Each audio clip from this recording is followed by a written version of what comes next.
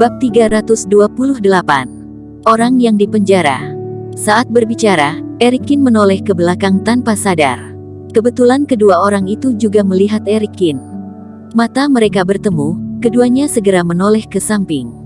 Ini membuat Erikin semakin bingung. Mengapa mereka memberi perhatian khusus pada dirinya? Dan sorot matanya begitu aneh. Pada saat ini, dari sisi lain tempat tersebut, seorang lelaki tua yang mulia berjalan keluar. Orang tua itu berdiri di depan. Dia mengamati kerumunan dengan dingin, lalu berkata, "Tutup pintunya." Pintu gerbang Asosiasi Budo Kota B perlahan ditutup. Ruangan itu berubah menjadi gelap dalam sekejap, tapi itu hanya sesaat ketika lampu muali menyala. Lelaki tua itu berdiri di depan dan berkata dengan lirih, "Aku adalah pengurus Asosiasi Budo Kota B. Namaku Samuel Chang. Hari ini, aku akan menjelaskan kepada kalian semua apa yang harus kalian perhatikan saat mengikuti pelatihan ini." Seorang pengurus saja sudah memiliki kekuatan yang mendekati puncak Superior Master. Asosiasi Budo Kota B ini sungguh menakutkan. Erikin mengerutkan kening. Samuel Chang menyapu kerumunan dan berkata, "Asosiasi Budo Kota B akan membuka pelatihan setiap 3 tahun. Dan lokasi pelatihan akan diberitahukan sehari sebelum keberangkatan. Setelah mengikuti pelatihan, setiap orang harus mematuhi perintah. Jika tidak, asosiasi Budo tidak akan bertanggung jawab atas masalah apapun." Saat ini, salah satu anggota tim tiba-tiba berteriak, "Direktur Chang, kamu bilang menuruti perintah, apakah maksudnya menuruti perintah ketua tim?" Samuel Chang meliriknya dan berkata, "Bagaimana menurutmu?"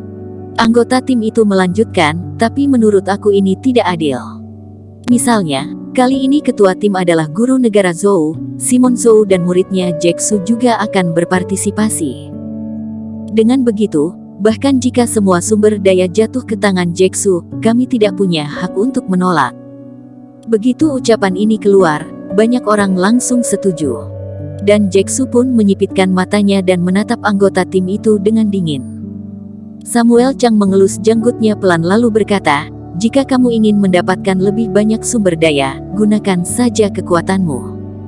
Kamu sebaiknya terbiasa dengan hukum rimba. Ini juga tidak adil."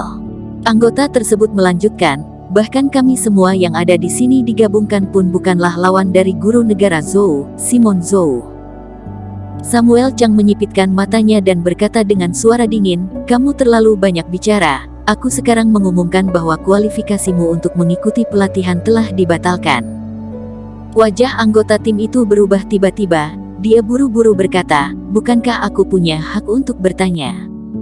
Atas dasar apa kamu tidak mengizinkanku berpartisipasi?"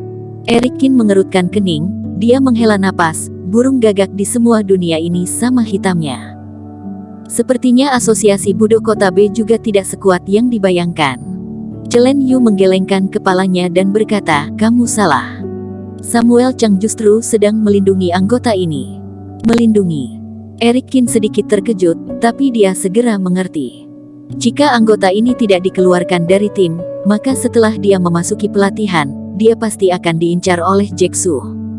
Pada saat itu apakah dia akan bisa keluar hidup-hidup masih tidak diketahui.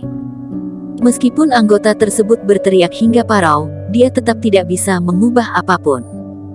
Ada yang masih punya pertanyaan? Samuel Chang mengamati kerumunan itu. Tidak ada.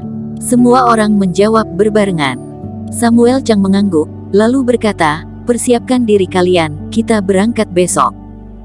Ada lagi, aku peringatkan, tidak ada seorang pun yang mempunyai konflik di asosiasi Budo, paham? Tekanan di tubuh Samuel Chang tiba-tiba lepas, dalam sesaat membuat orang-orang itu tidak bisa bernafas. Pada saat ini, Erikin tiba-tiba merasakan kerohanian Samuel Chang melewati dirinya. Erikin mengerutkan kening, dan tanpa sadar menatap Samuel Chang. Tapi mata Samuel Chang tidak sedang melihat ke arah Erikin. Kebetulan, Erikin berbisik. Erikin mempertahankan kewaspadaan penuh, tetapi kemudian kerohanian Samuel Chang pun tidak pernah jatuh pada Erikin lagi. "Kuharap ini kebetulan," bisik Erikin. Setelah Samuel Chang pergi, suasana di tempat kejadian tiba-tiba menjadi sedikit santai. Erikin dan Chelen Yu menemukan tempat untuk duduk dan melihat pemandangan itu dengan tenang. Menurutmu, pelatihan yang disebutkan asosiasi Budo itu sebenarnya kemana? Tanya Erikin. Chelen Yu menggelengkan kepalanya dan berkata, aku tidak tahu.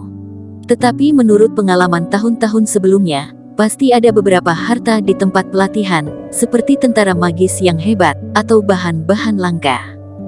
Tapi ini semua harus digali sendiri. Mengenai tahun ini, tidak ada yang tahu. Apakah menurutmu kemungkinan tempatnya adalah daerah bekas peninggalan aliran kuno? Erikin mengajukan dugaan seperti itu. Chelen Yu mengangguk dan berkata, beberapa orang pernah menduga seperti ini sebelumnya. Bahkan ada yang mengatakan bahwa asosiasi Budo Kota B mengontrol semua peninggalan kuno, tapi sekarang telah ditutup semua. Jika begitu, maka Silver City kemungkinan adalah sebuah daerah peninggalan bersejarah. Erikin berpikir sendiri dalam hatinya. Pelatihan kali ini pasti sangat berbahaya, apalagi yang akan aku temui, hanya Jaeksu seorang saja pun tidak akan selesai begitu saja. Saat ini, Jaeksu berjalan mendekat dari tempat yang tidak jauh. Dia mengabaikan Erikin dan duduk di sisi Chelen Yu. Wajah Chelen Yu tiba-tiba menjadi sedikit gugup, dia menoleh ke samping, tidak berani menatap Jaeksu. Aku tidak ingin ada orang yang berada di dekat Erikin. Setelah hening lama, Jaeksu akhirnya berbicara. Wajah Chelen Yu sedikit berubah, dia berkata dengan canggung, Tuan Muda Su, orang yang aku kenal di sini hanya Erikin. Itu tidak ada hubungannya denganku. Jaeksu berkata dengan dingin, kamu hanya perlu menuruti kata-kataku. Kalian orang-orang dari keluarga Su benar-benar semuanya berkelakuan seperti ini. Erikin mencibir, jika tebakanku benar, kamu seperti ibumu. Jaeksu menyipitkan matanya dan berkata dengan dingin, Erikin, apakah kamu percaya aku dapat membuat kamu kehilangan semua yang kamu miliki? Erikin hendak membalas, tapi saat ini, dari dalam asosiasi Budo, terdengar teriakan parau kelelahan. Suara ini melukai hati dan mengguncang jiwa. Erikin berdiri dengan tiba-tiba, menatap ke dalam asosiasi. Suara apa barusan? Seseorang berkata dengan ngeri. Mengerikan, suara itu sepertinya mengandung kekuatan yang menakutkan, yang membuat orang bergidik. Melihat kepanikan orang-orang, Jaeksu berkata perlahan, tidak perlu panik, bagian dalam asosiasi adalah tempat di mana para narapidana ditahan. Hampir setiap hari pasti akan berteriak seperti itu.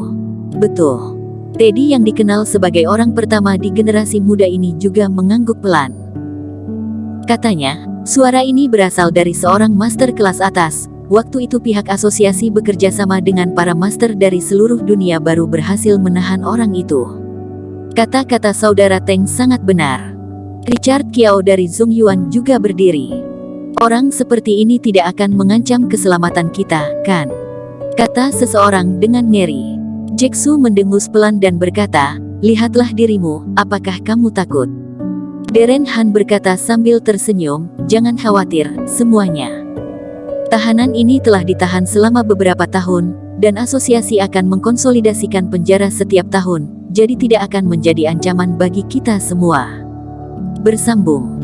Terima kasih telah menonton video ini sampai akhir. Jangan lupa subscribe dan nantikan kisah episode selanjutnya hanya di Novel Story. Salam.